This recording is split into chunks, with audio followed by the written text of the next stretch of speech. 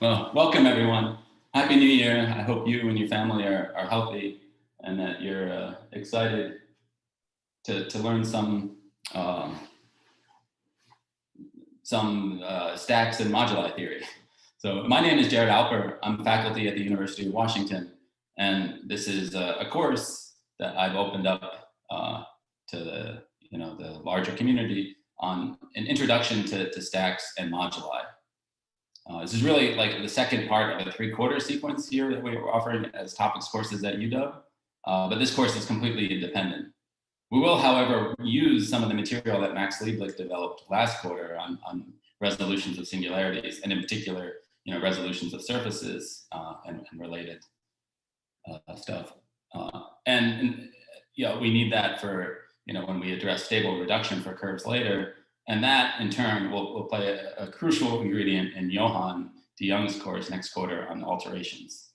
Although I think we'll probably need a more general result than we'll actually prove. But anyway, so I just want to get started with some course logistics. There's a course website, and I have a course email list, and everything will be posted on the website. The overall goal of this course is to introduce the theory of algebraic spaces and algebraic stacks, but with moduli always in mind, and in particular with the moduli space of curves in mind. So whenever we introduce a new definition or proposition, we'll always sort of try to translate it to say, what does it tell us about the moduli space of curves? And overall, the main goal of this class is to establish this theorem that I have written here, that the moduli space mg bar of stable curves of G to G is a smooth, proper, and irreducible Deligne-Mumford stack of dimension 3G minus 3 with a projective coarse moduli space. So there's a lot of words that we'll need to define here. Namely, we'll need to define what stable curves are.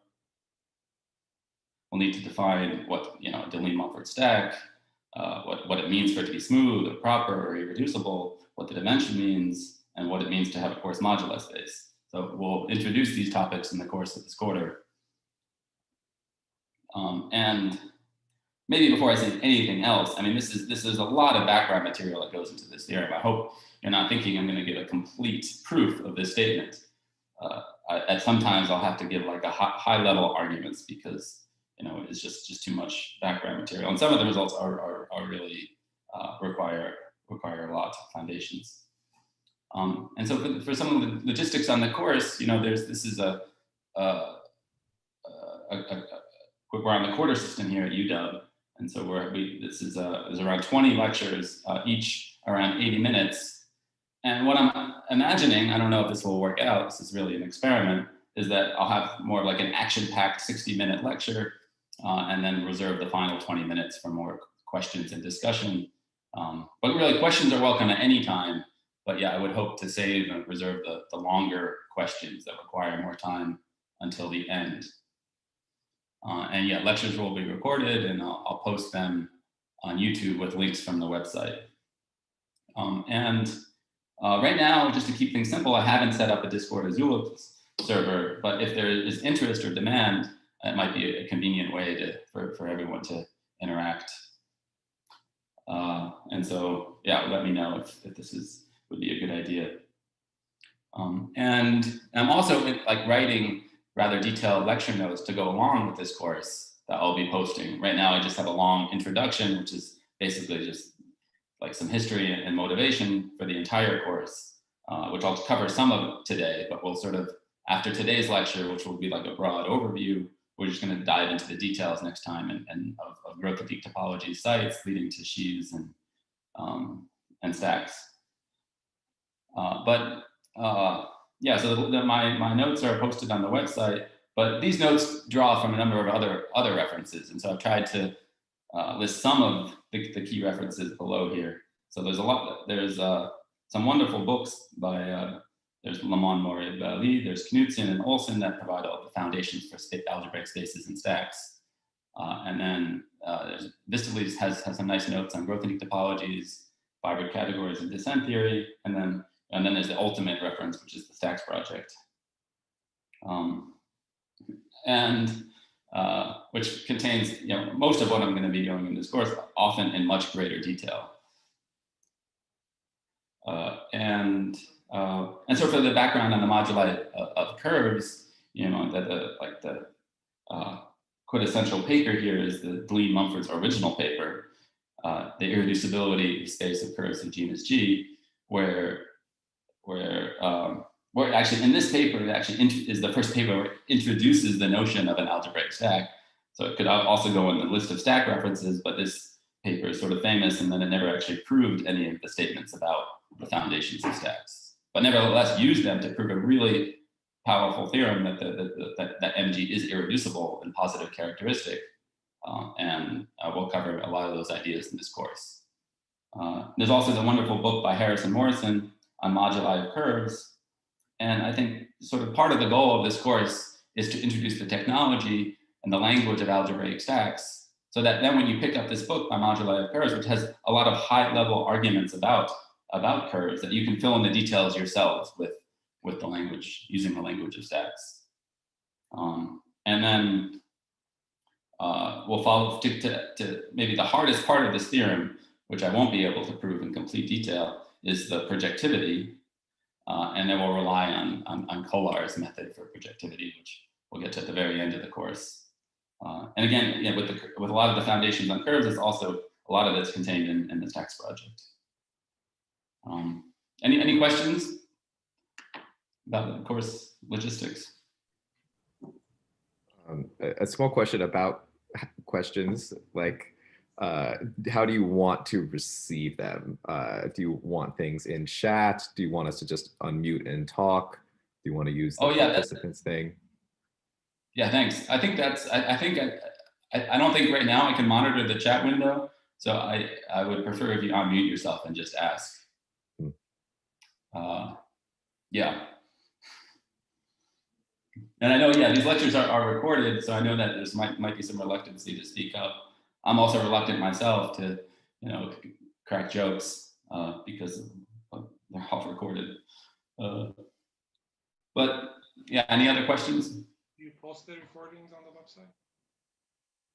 I missed that. Do you post the recordings on the website? Yeah, I'll post links to the videos on the website. Yes. I'll probably, I may cut certain sections of the video, like the maybe the discussion sections or the beginning and the end. But yeah, all the lectures will be recorded. So yeah, okay. So maybe I'll just give some some tips and advice for how to treat this material. First and foremost, learning the theory of moduli and the theory of algebraic stacks is hard, and it requires active learning, requires work. I mean, you can sit back and just listen to these lectures and get a high level picture of what's going on. But if you really want to work in this theory or do research in this theory, you have to dive down into the details at some point. And one of the reasons why it's hard is, so it's similar to when you first learn scheme theory. You have to absorb a number of new subjects and ideas simultaneously. When you learn scheme theory, first you have to stop thinking about varieties as explicitly embedded in a given affine variety or a given projective variety. And you think of them, sort of as a set where you have to allow generic points, not only closed points. And then you endow it with a topology that the first time you see this is a risky topology, is a new concept. And then you endow it with a sheaf of rings. And so you need to learn the technicalities of sheaf theory. And at the same time, you allow nilpotents into your function. So schemes are simultaneous. There's a lot of things you need to simultaneously learn. So in a similar way, when you learn the theory of stacks, you need to learn first the functorial approach in the algebraic geometry, which we will say a little bit about later today. And then more generally, you need to start thinking about groupoids. That is not just what the objects are, but what the morphisms and isomorphisms are, and what functors of groupoids, that is what stacks are, which is a machinery that we'll develop. And you can't just work with the Zariski topology. We'll have to replace it with the Ital topology, which isn't a conventional topological space. So that's another abstraction you need to handle. And for that reason, we also need to systematically use descent theory because we're working with the Ital topology. And finally, we need to rely on several advanced results that probably aren't covered in a first course in algebraic geometry, namely advanced properties of like flat and Ital, unramified and smooth morphisms. We'll rely on the the existence. Whoops. The existence of Hilbert schemes. We'll use some material on like what an algebraic group is and what an action of an algebraic group on a scheme is, and the notion of principal G bundles and torsors will come up. There's some basic deformation theory we'll use, primarily infinitesimal deformation theory, and we'll use Schlesinger's criterion at some point. And then there's this powerful result of art and approximation that we need. And finally, we'll have to use some results in the birational geometry of surfaces. And each of these topics is, I will not develop in complete detail. In my notes, I'm going to have appendices that address these. But at the same time, as like learning the subject is hard, also teaching it is hard. Finding a linear way to present this material is sort of challenging. There's so much to say and not so much time. And at the same time, now there's 155 participants. And from the emails I received from you, there's a lot of different backgrounds. We have undergrad students, primarily mostly graduate students, but there's postdocs, there's faculty, there's people that have left academia, but still, retain their interest in algebraic geometry. So, yes, I hope you bear with me. I mean, this is really an experimental course, and I won't feel offended if you don't show up on Wednesday. So some tips of how you should approach this subject is, really you need to work through some of the material yourself. You can't just sit back and listen. And I think what I tell my graduate students is always like examples. No matter if start with simple examples and then build up the complexity, but work out your own examples. That's how you can understand the theory. Do exercises. I'm going to have a list of exercises in my notes, but there's also exercises in Olson's books. And then there's many details I'm going to leave out of the proofs in the lecture. And also, even in the notes, I'm not going to have all of the details there. In many cases, like I'm going to leave out the details in which it's, details that are better worked out yourself. I mean, often you get a lot more value of figuring it out yourself, and it's actually tougher to follow someone else's argument for some details. And maybe moving on here, here's my advice is do not try to read the notes linearly. And I think as a graduate student, one of the first books I read in my second year was, I read Hartshorne, and I did read it linearly. And because you kind of, when you learn scheme theory, you really need to understand sheaves well before you move further. But with this subject is very different. That you can take a nonlinear approach because there's a lot of different components that are kind of independent, and then you can sort of black box certain results and to try to get an overall understanding. And I think you should just accept right now that there's a lot of topics in this course that you don't know, and you still won't know in 10 weeks. But you should try to take a big picture view and use such machinery anyway.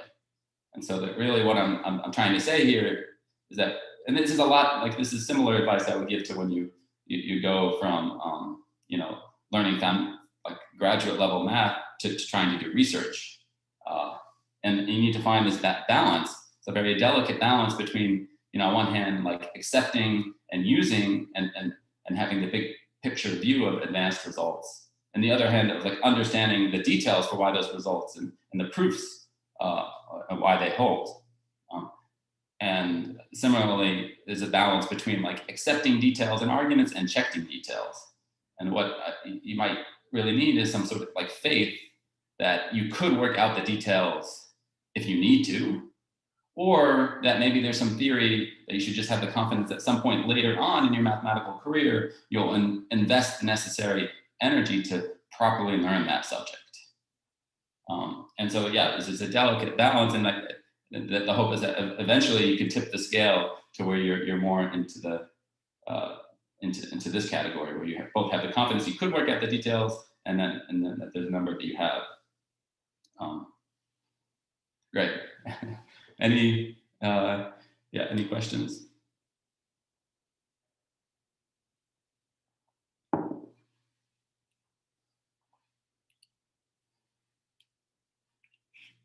Great. Moving forward.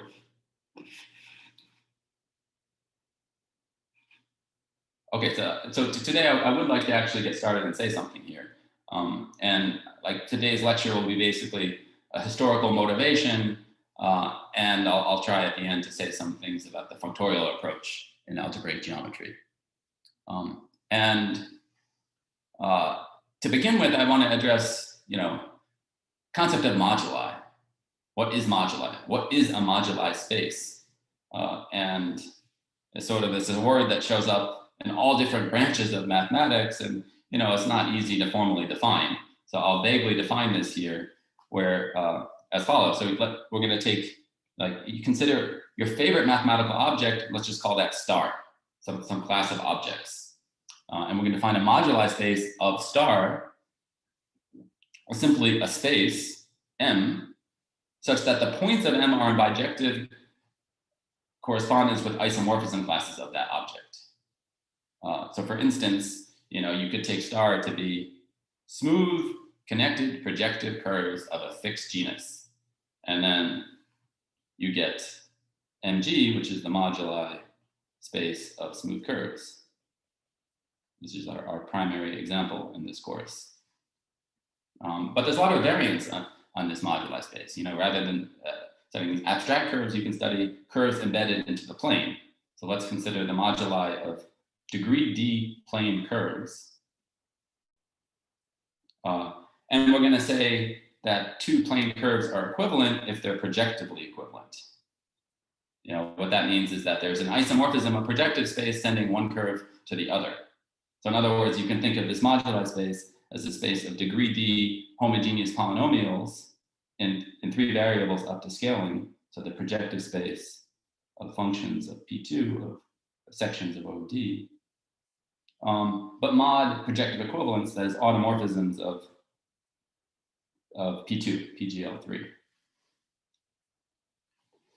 So this is just another example. And I wanted to highlight here that there's that when you define a moduli space, you don't only need to specify what the objects that you want to parameterize are.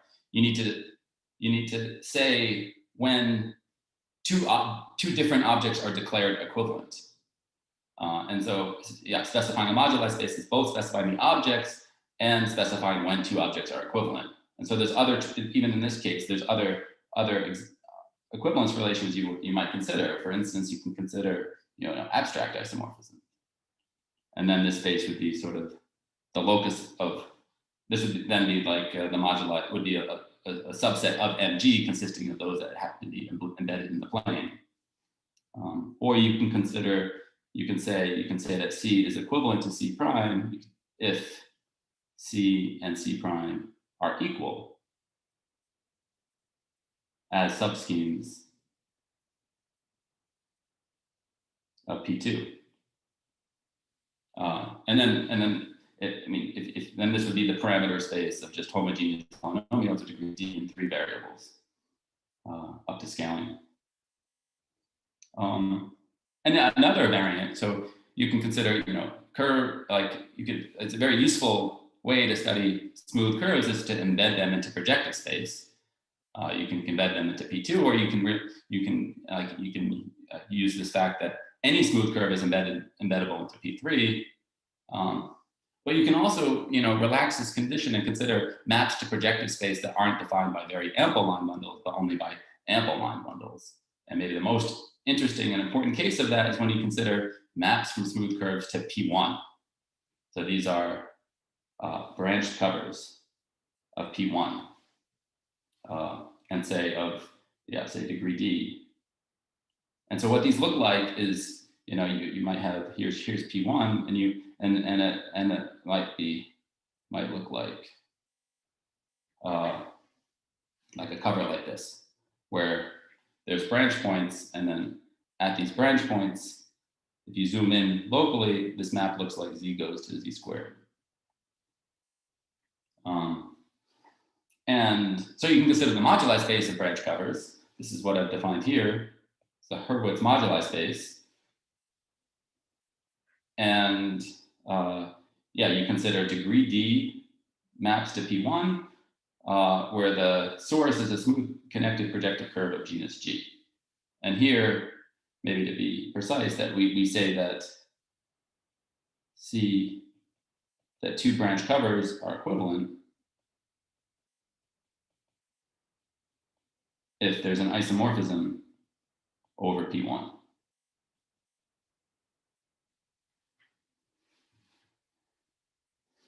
And maybe moving on to example 4, this is a very different flavor of a moduli space, but equally important.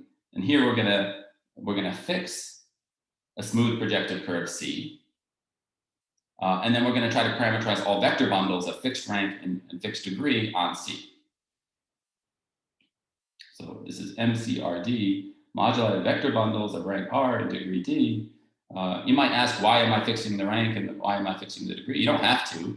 Just like with MG, I didn't need to fix the genus. But if you want to have any hope of getting, a finite type variety, whose points are in bijective correspondence, then you need to fix these invariants. Otherwise, the moduli, like the moduli of all curves will be the disjoint union over all G of MG. So we fix these invariants to have some hope that it's a variety. And this example, we won't spend too much time on it in this course, but we will visit it frequently.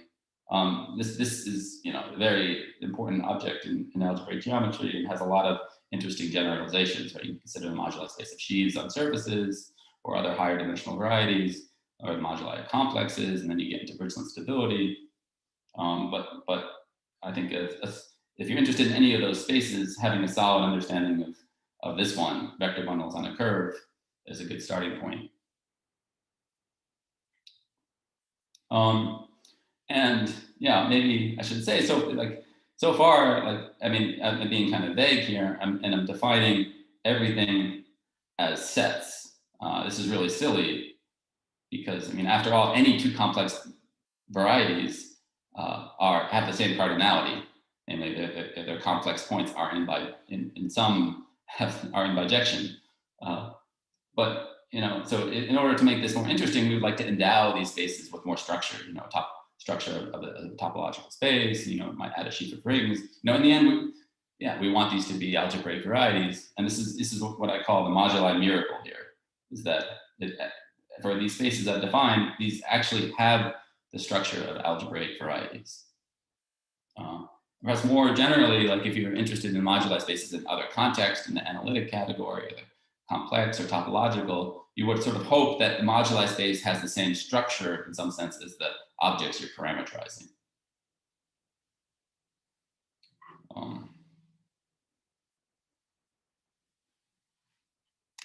Any questions?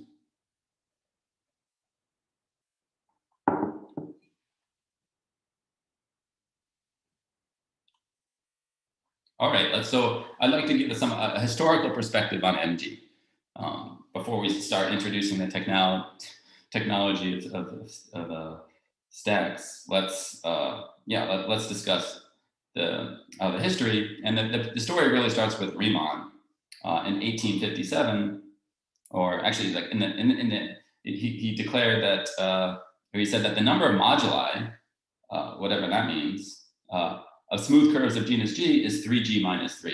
He in fact gave several different heuristical arguments for it in the 1850s and 60s, and I'd like to just try to present one of his arguments. And the idea is to compare MG to the Hurwitz moduli space. Namely, I have this diagram here, and remember that an element of the Hurwitz space is this branch cover, And so this is map of moduli space from the Hurwitz one to MG, where you just forget the morphism to P1. You just remember the curve. And likewise, any curve, any branch cover, is branched over certain points. So you can just map to the unordered collection of branch points.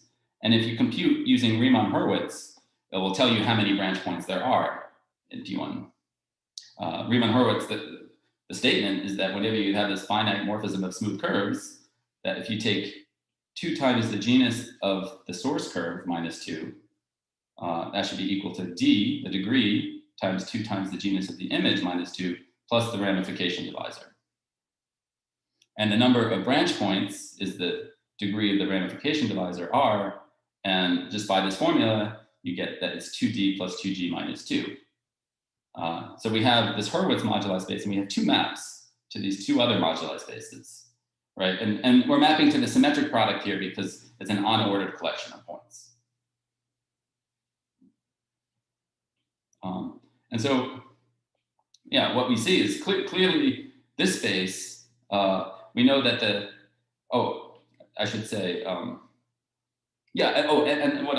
that this map here, what you can show is that this map here has dense image. In other words, if you give me a general collection of 2d plus 2g minus 2 points, as long as you choose d sufficiently large, there is a branch cover over it. And in fact, it is only finitely many. So this map has finite fibers. So one way to think about that is that if you think about a branch cover, away from the branch points, this is a covering space. So it's locally just like a trivial d-sheeted cover of some open in P1. At the branch points, it looks like z goes to z squared. And so you can think about like globally, a branch cover is just gluing these trivial covers along permutations of SD. And so there's only a finite number of data that determines how you glue these trivial covers to get a globally branch cover. But generally what this argument then says is that, therefore we know that the dimension of the Hurwitz moduli space is the same as 2d plus 2g minus 2. And so the way Riemann got this calculation is by computing the dimension of the Hurwitz moduli space in 2 different ways. So we can also take the fiber of this morphism over a curve C. And let's just declare that the fiber is Hurwitz covers a degree d of a fixed curve C. So this is the moduli of C to P1 with C fixed. And so we can compute the dimension of the space here as just the sum of the dimension of MG plus the dimension of the fiber. And of course, this is what we want to compute. And this one we don't know yet.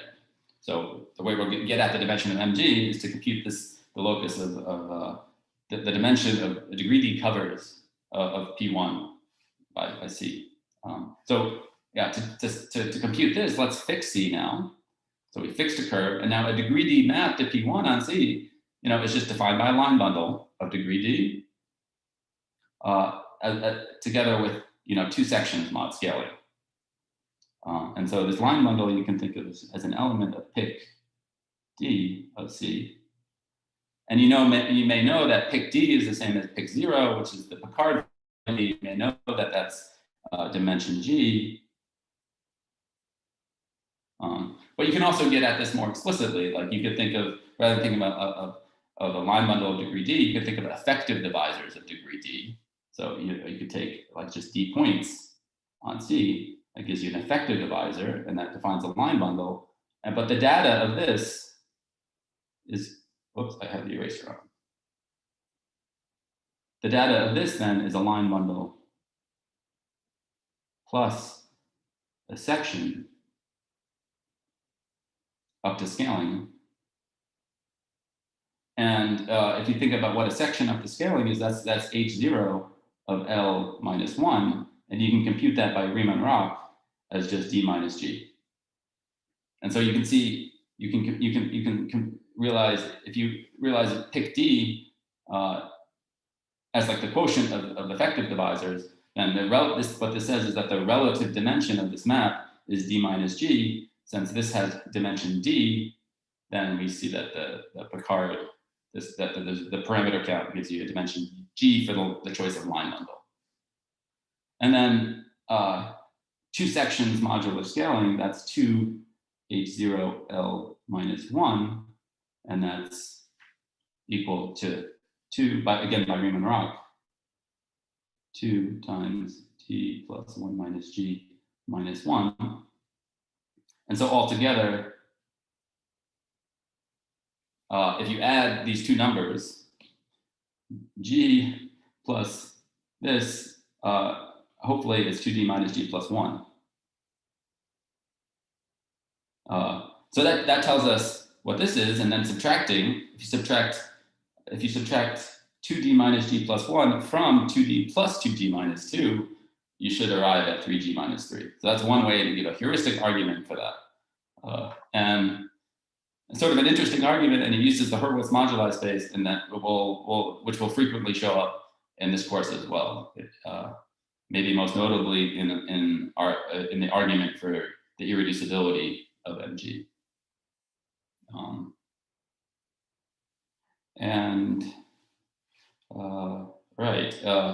I should also say that we'll revisit this calculation later. We're going to give, using the language of stacks, we'll define dimension, and then we'll show that the dimension of the Riemann-Mumford stack of smooth curves is also 3G minus 3. So that's some 19th century history. And, Riemann never showed that it was a complex manifold. Complex manifolds weren't even introduced until the 1940s. Riemann called it Mannigfaltigkeiten, which means the German word meaning like manifold-like. And at this point in the 1950s, there are already topological and analytic viewpoints of this theory, but algebraically, it was they in 1958 who said, as for MG, there's virtually no doubt that it could be provided with the structure of an algebraic variety. Grothendieck tried to do this. He was aware that the functor of smooth curves is not representable. And so Grothendieck in 1960, aware that MG was not representable, he considered, rather than parameterizing smooth curves, you could parameterize smooth curves with level n structure, that is a curve together with a basis of homology. And then he showed that was representable. But even with this space, he struggled. I mean, if it's fair to say Grothendieck struggled with anything, he was unable to show projectivity of that moduli space. And it was only a few years later that Mumford came around and proved that MG is a variety. And can I ask a question? Oh, sure. Yeah. Why did Way think it should be an algebraic variety? Like, what was his reason for thinking this, or is he so sure that MG should be an algebraic variety? Sorry? Why was Way so sure that MG should be an algebraic variety? Good question. I don't know. I mean, maybe you can write down local coordinates or not. Yeah, I don't know why he thought that. Okay. I mean, yeah, it's a good question. Did they know that the moduli space of abelian varieties was already an algebraic space by that point? That was around the same time they were. I think that the moduli of abelian varieties was done just before that, right? And in fact, Mumford's first proof, you relied on the moduli of abelian varieties. I see. And so Mumford did show that MG is a variety, and he used geometric invariant theory, and this is ultimately, what he was awarded the Fields Medal for.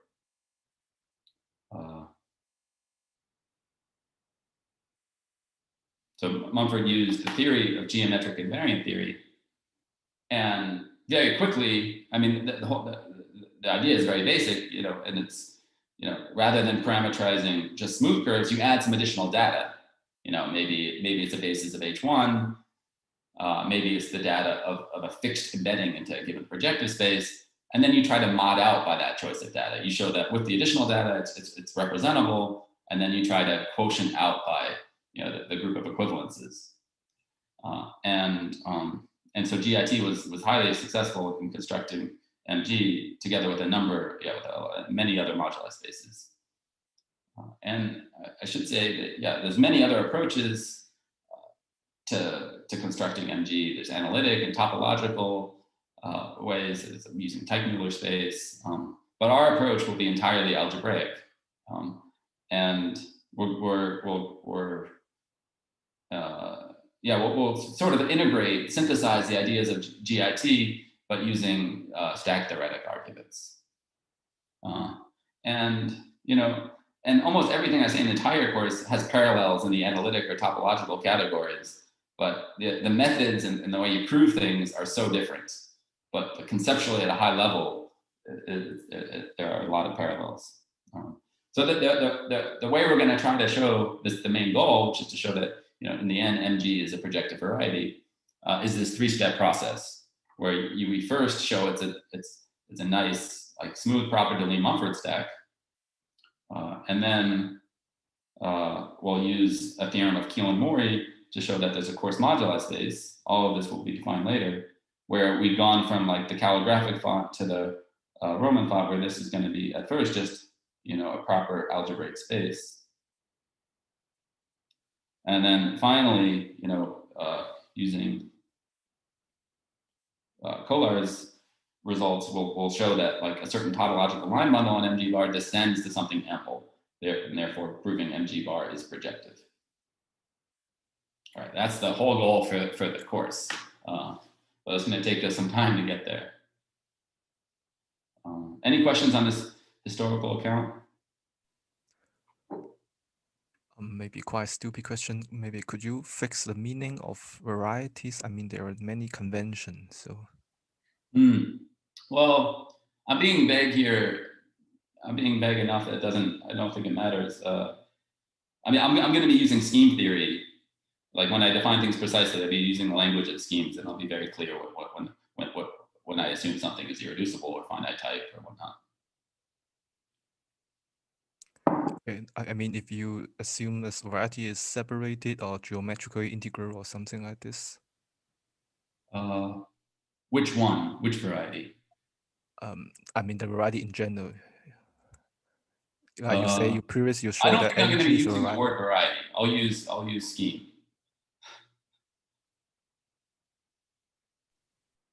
Is that? Yeah. Yeah. Okay. But yeah, I mean, okay. If I say a variety, I mean, what do I mean? Yeah, a reduced scheme of finite type over a fixed field. Okay. Thanks. How different is this approach from Mumford's original one?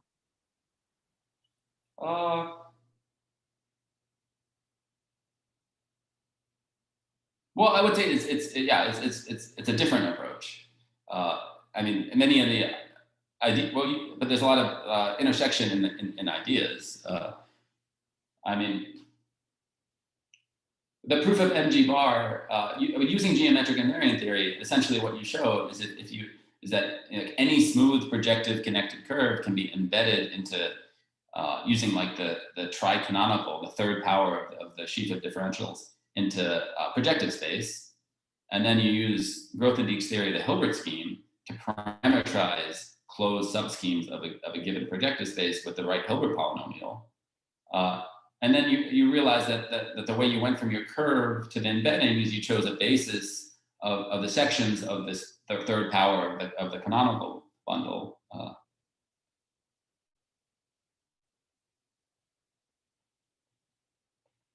And so then you try to take the corresponding Hilbert scheme and then mod out by automorphisms of projective space. And the real challenge here, and it's a beautiful theory, and the real challenge of this is that at some point you need to identify the GIT semi-stable curves with the geometric stable curves, and that's the most difficult part of that. But in the end, it's sort of miraculous that the machinery in GIT handles all 3 steps at the same time. You get projectivity for free, and if you can really understand the Hilbert-Mumford criterion, you can actually it tells you what additional stuff to parameterize at the boundary in order to compactify your space.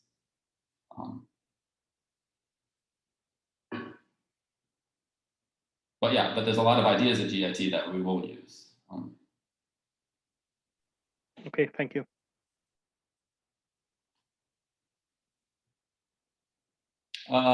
Great. Since I have time, I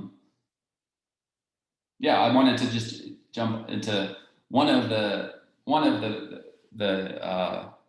subjects that one of the new abstractions that you really need to accept when you want to learn the theory of stacks and moduli, and that is like the functorial worldview, and that is, in other words, Grothendieck's worldview, where you view spaces as functors.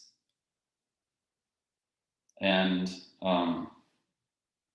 maybe to set this up, basically, this idea is that instead of studying like a variety or scheme or topological space X, you study it by pegging it with maps from other objects. So the way you understand the space X is by considering all maps into it from other spaces. And so, like in the category of schemes, so here throughout this course we'll use this notation for the category of schemes, and we're interested in contravariant functors, F from the category of schemes to sets, and maybe the first example of a contravariant functor is a representable functor. So if X is a scheme, we'll let HX be its functor of points. So this is the functor that assigns a scheme S to the set of morphisms from S into X. And basically the main idea here is that the functor determines X. HX determines X. So one way to think of that is that, if you evaluate HX at a field, you get the K points of X. So you might think that you can get, like, as a set, you can recover X as the union of all fields as you vary over different fields. But if you want to get the generic points, you have to allow maybe arbitrary extensions. And then you want to mod out by an equivalence to say that, 2 field value points are the same if there's actually a third field that's larger than these 2, which are such that the points agree. And so so once you have a functor, the way you get its set of points is just to evaluate it at points. But then you can also try to build a topology and build a sheaf of rings on it to reconstruct it as a scheme. But in the end, this is all formally disguised as a completely formal argument called Udeda's lemma. And this is sort of Grothendieck's. It's not hard to show, but it's incredibly powerful point of view when studying moduli. And the Udeda's lemma is the assertion that the functor determines X. But maybe more precisely, it says that if you have any other contravariant functor, G, that morphisms between the functors is bijective to evaluating the functor. And so here in this map, if I have a morphism of functors, say that by which I mean a natural transformation, then this, if I evaluate, for any scheme, I get an induced map of sets, but in particular, I can evaluate this functor at X, and then I could take the image of the identity map from X to X. And so this gives me an element of G of X. And this is the way the bijection is determined. So yeah, I think there's a point, like, at least I remember this in second year of graduate school, where I started absorbing this functorial perspective, and it really changed my worldview of mathematics, where you start thinking of every space as a functor. You think of the affine line A1. What is a map from a scheme to the affine line? It's just a global function. or projective space. You know, projective space represents a very natural functor. This is in this is in Hartshorne, where, you know, a map from a scheme S to projective space is determined by this data, a line bundle and n+1 sections that globally generate L. And so there's a bijection between maps from the scheme S to Pn and this data. And maybe in other words, like if you this condition that SI that the sections generate L, this is equivalent to what this means is that there's a surjection that if I just take these n+1 sections and map to L, that this is surjective. So in other words, projective space is representable by the functor, which parameterizes quotients of the trivial bundle of rank n+1, where the line bundle quotients of the trivial vector bundle. And taking this perspective is a clear way to generalize this to other rank quotients, and we get the notion of the Grassmannian. So you can define the Grassmannian as a functor.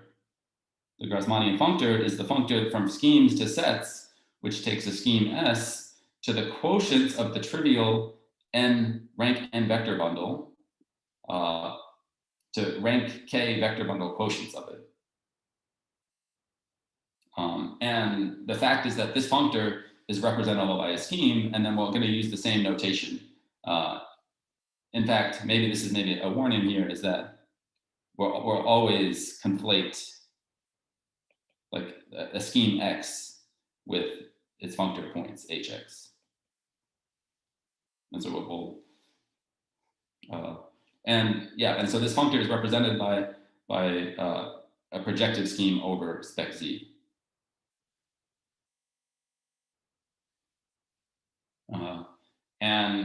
And then even going further, you can generalize this, and you can get quote schemes and Hilbert schemes this way, which we'll address later.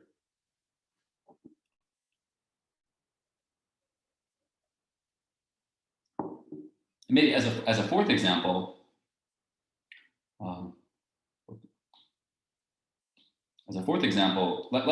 let's rather than considering functors from the category of schemes, let's consider functors from the category of affine schemes. This is affine schemes, and in order to absorb this functorial perspective, I recommend this following exercise: that, you know, to define a scheme, it's equivalent to define a scheme is equivalent to define as a functor from affine schemes to sets, such that it's locally an affine scheme. Okay, and that takes some work to make precise. And to make it precise, we say that there exists open subfunctors Fi and F, such that the following two properties hold.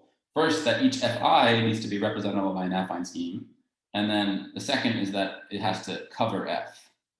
And so let me quickly say what that means, because we'll use this uses many concepts that we'll develop further later.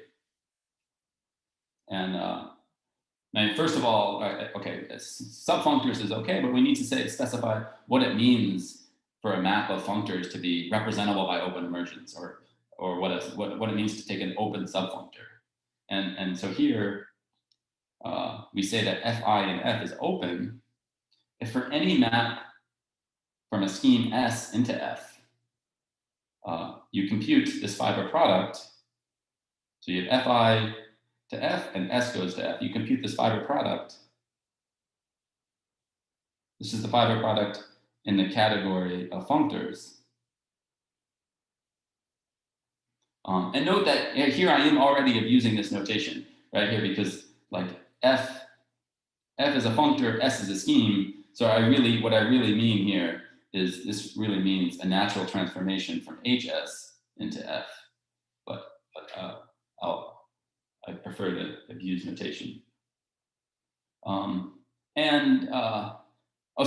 we need to know what the fiber product is in the category of functors. But actually, this is a lot easier than learning about the fiber product in the category of schemes. Like, namely, like if I wanted to know what fi cross f is, as evaluated at a different scheme T, this is just the set theoretic fiber product of evaluating everything.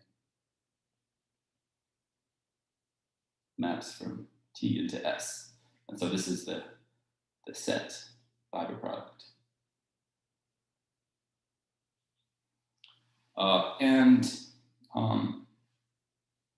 And actually, if you think about how you show the existence of fiber products of schemes, you're essentially using the same machinery. You define, I mean, the universal property of the fiber product says that a map from like a scheme T into the fiber product should correspond to maps to the two objects that agree on their composition.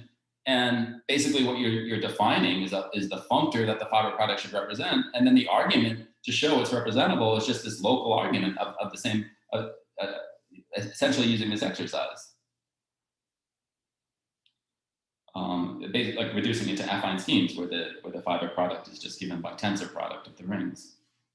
And finally, now that the map from Fi to F is representable by open immersions, we can define any other property we want. So, for instance, we define to say that the map is surjective means that for any map from a scheme S, this induced map of schemes is surjective.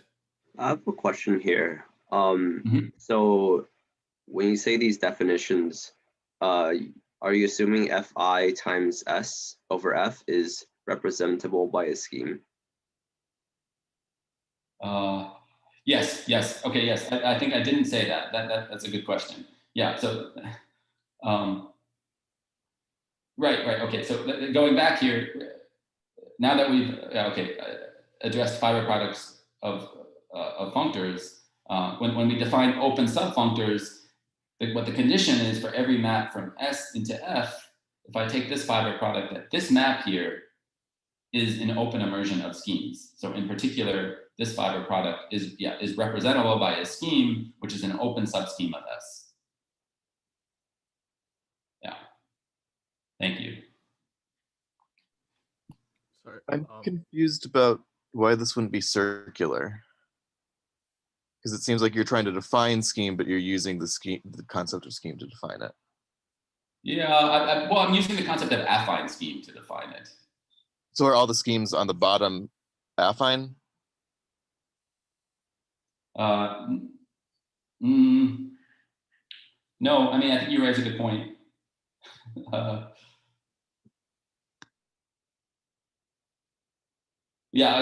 guess you raise a good point that you need to really specify. I am using the language. I'm using the language of open immersion. So, yeah. Although it sounds like you already are happy with, I mean, you could just work in I think everything can be done in affine schemes. Then everything you said still makes sense. And then you're defining scheme. Yeah. So isn't there a problem with Fi cross S being affine? Because not true that every sub-scheme is going to be affine of an affine. I think you would need to define a scheme, affine scheme, and an open, what it means to be, what an open sub-scheme of affine scheme is. But since we all know scheme theory, and since we're building on scheme theory, why not just take to check that you could interpret this exercise as to interpret that a functor is representable by a scheme is that you have to check these conditions. But yeah, you can also rework this to precisely to define a scheme with only building on foundations.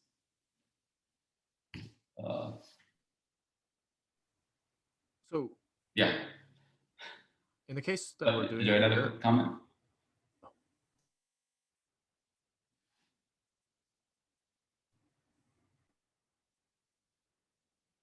Okay. Right, and actually, this perspective is so useful, and like this is essentially how we're going to define these critical notions of algebraic spaces and stacks later. Sorry, so I don't want to keep bringing it back to this point, but from my understanding, Fi and S we've assumed to already be representable by schemes, correct? In that diagram that you've drawn. Wait, which one? In the diagram that you've drawn for the open immersion of schemes, Fi and S are already representable by affine schemes, right? Wait, affine S. Or I guess S isn't affine, but S is representable by a scheme. Maybe we could take this to the end and for longer discussion. Yeah. Yeah, I'm not sure I got. Yeah, but just, quickly, what's your question? What I was just wondering is the fact that are we assuming that Fi times like the fiber product of Fi and S is representable by a scheme in the notion of open subfunctor, or is it just a result that when we take the fiber product of representable schemes, it will always be representable?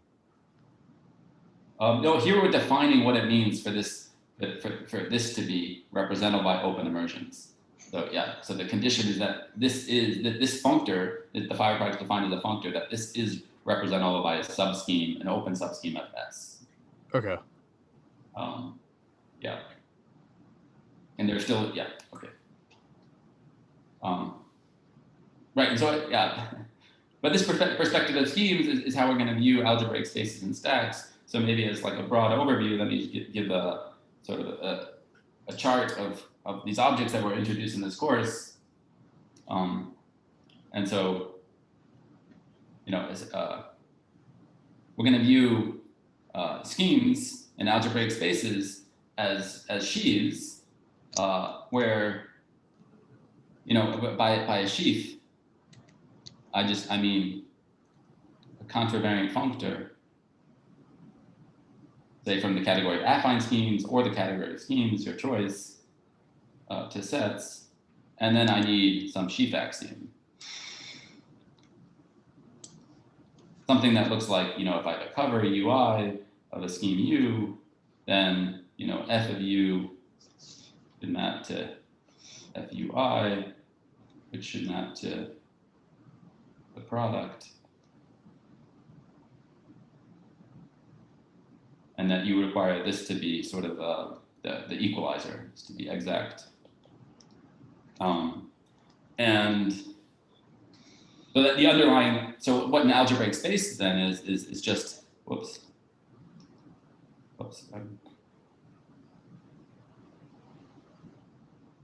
So, sorry. Still learning how to use Notability.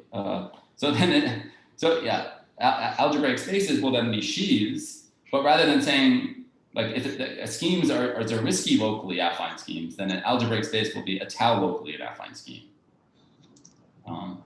But then going further, when we define de Lee-Moffat stacks and algebraic stacks, we need to then, you know, include automorphisms and isomorphisms into our category, and then to develop the concept of a stack. But in the same way, you know, a de Lee-Moffat stack will just be is a tau locally affine, while an arbitrary algebraic stack is smooth locally affine. And yeah, we'll get there later.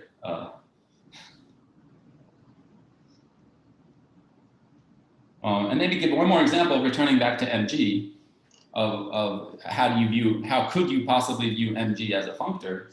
And so let's define the functor of MG being FMG, where to the scheme S. Can I ask a question about the previous slide?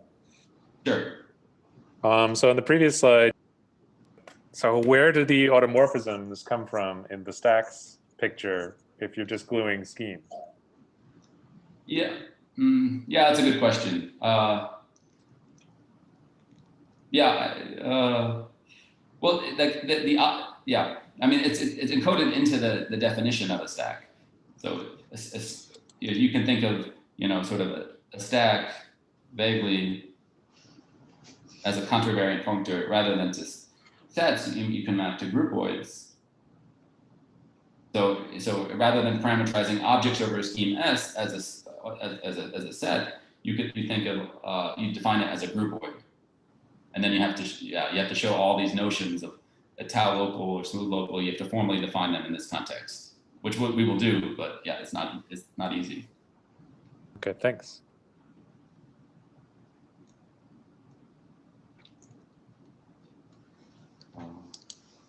Right. So yeah. So you can define this functor MG, and you can hope that it's representable. But the unfortunate reality is that it's not representable.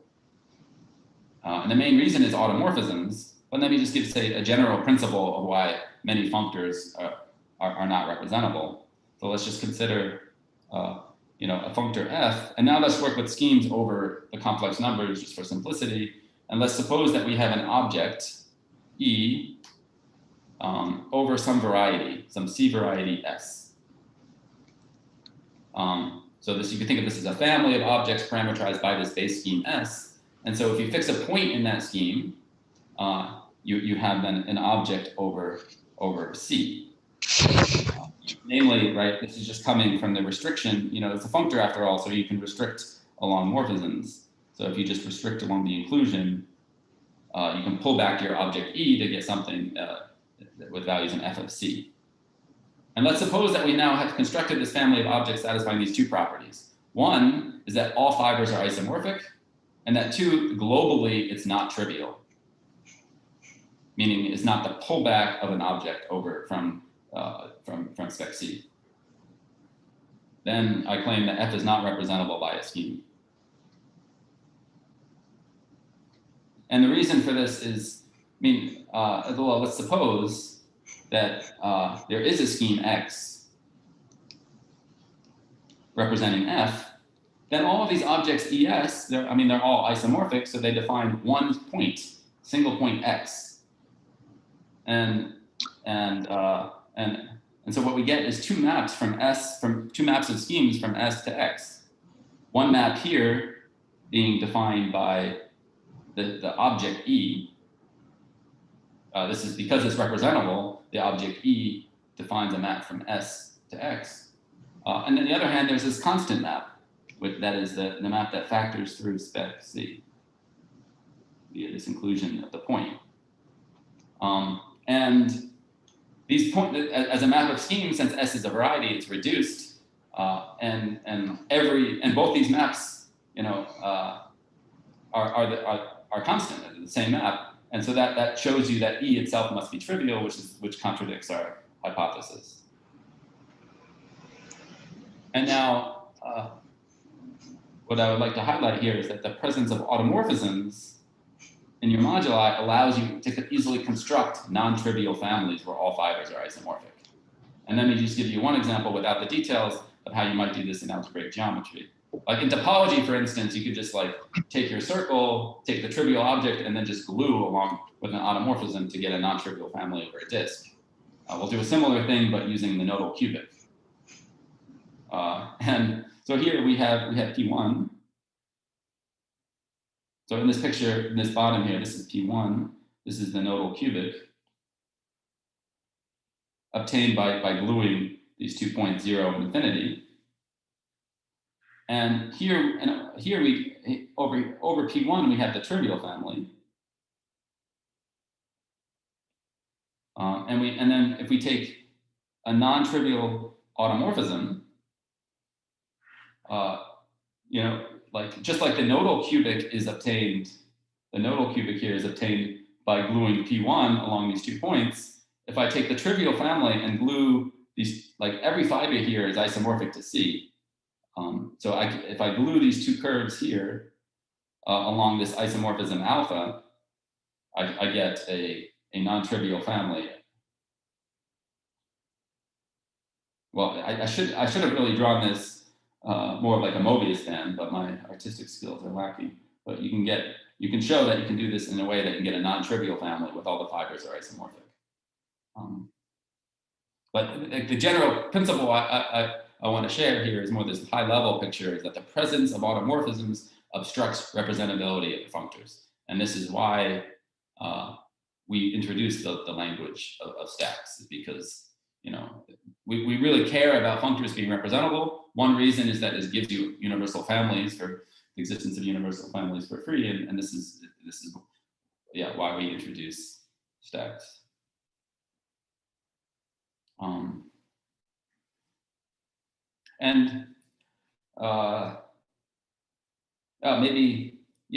Maybe I should sort of summarize this introduction by this trichotomy of moduli.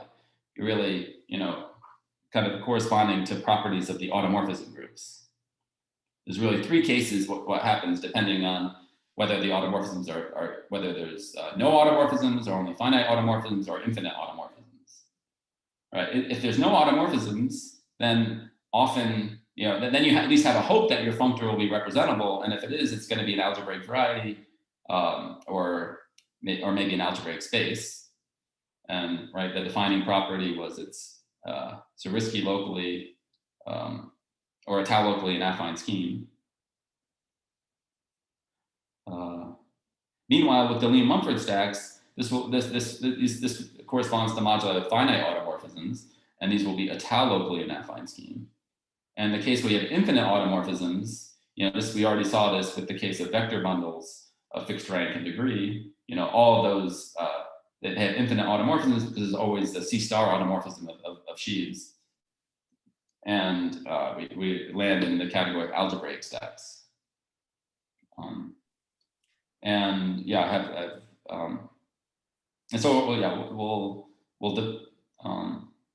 so in this trichotomy, let's see, like we've already discussed some of these examples here. The projective space, there's the Grassmannian, there's a Hilbert space, there's this quote space. I mean, you can also think of M0n. Finite automorphisms, there's MG bar, moduli of stable maps, and then for infinite automorphisms, you have moduli of vector bundles or sheaves or complexes. So, and an important example of stacks that appear is things that are quotients, and we'll introduce quotient stacks later. Jarod, can I ask a question about where an example fits into this trichotomy? Sure.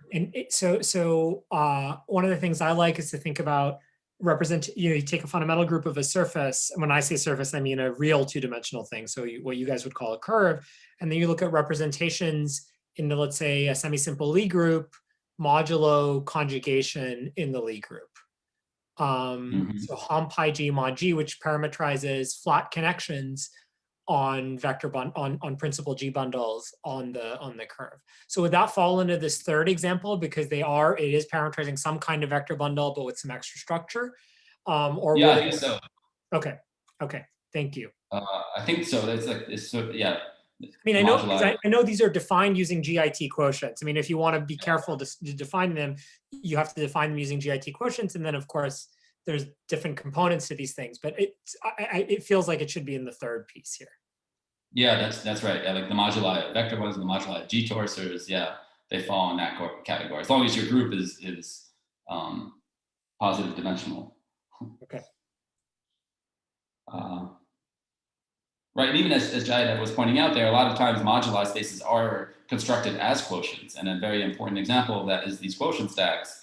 And the way they fit into this trichotomy is that if you have, this action, you have this action G on X, and if the action is free, in other words, that the induced action map is a monomorphism, then you land in this first setting where you have no automorphisms.